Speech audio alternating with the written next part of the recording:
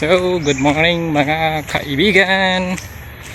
Ana punta sa atong another session sa ating pagbablog this morning.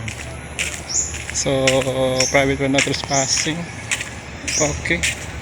So, bawal ito guys, pero dadaan lang tayo. May nakalagay na no trespassing. So, kasi ano to guys, inabandon na yung area dito. Hindi ko alam kung bakit. So nandito po tayo sa Firabril Resort. So dadaan lang agar ta guys, agi kay bawal. So update na lang guys pag nandun ako sa spot.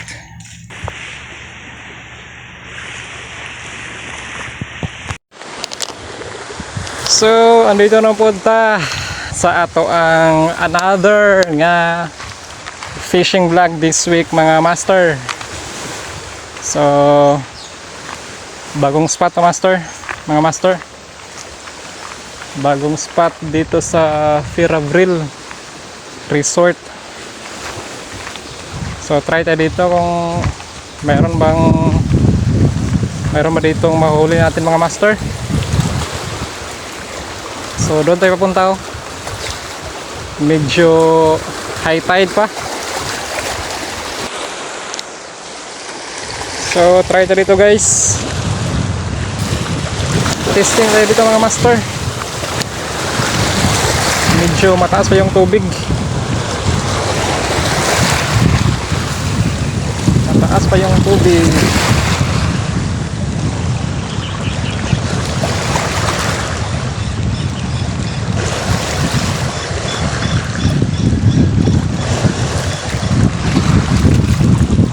Low tide. Atong set up ultralight na may main line na 6 LD and then 1000 series na fishing reel na Accurita at 5 grams na lure. So yun, agis na naman.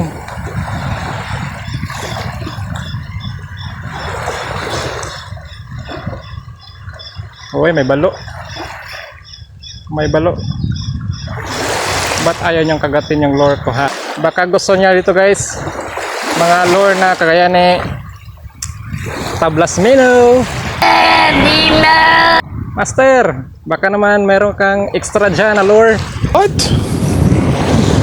Bro, what are you talking about, man? I-field test dito. Tablas Minnow lure.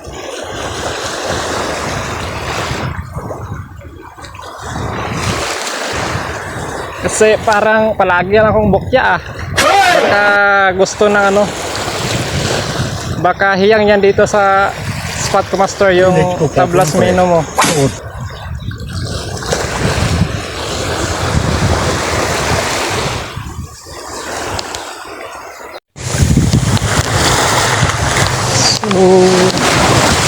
Hanap tayo ng pwesto guys.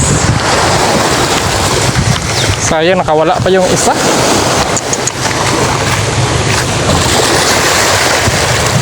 Try tayo. Sayang nga eh.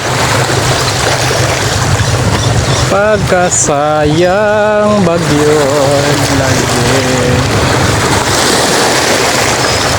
Uy, strike. Strike. Strike. Hindi malang na pick on. Na donate lang akong bait.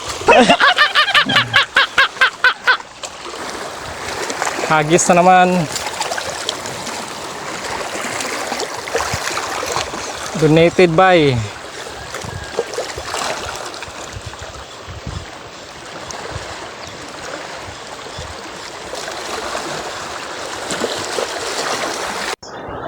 so yun guys.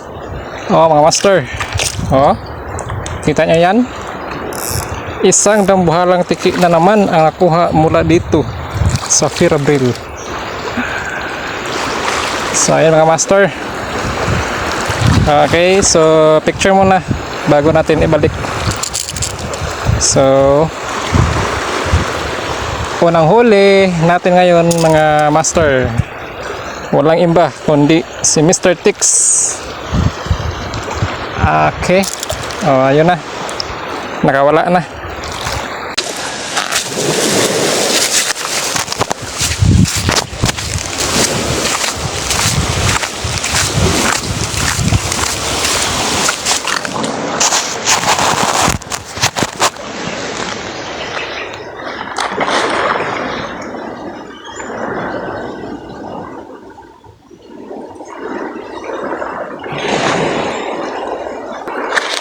Okay.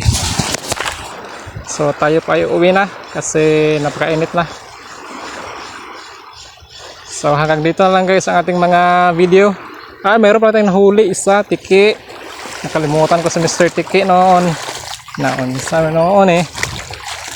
So natin ko guys isa. Tiki lamang. So hanggang sa susunod na mga kabanata guys sa ating fishing vlog. So hanggang dito na lang guys, at dito magtatapos ang ating session ngayong umaga. Ingat at God bless sa ating lahat.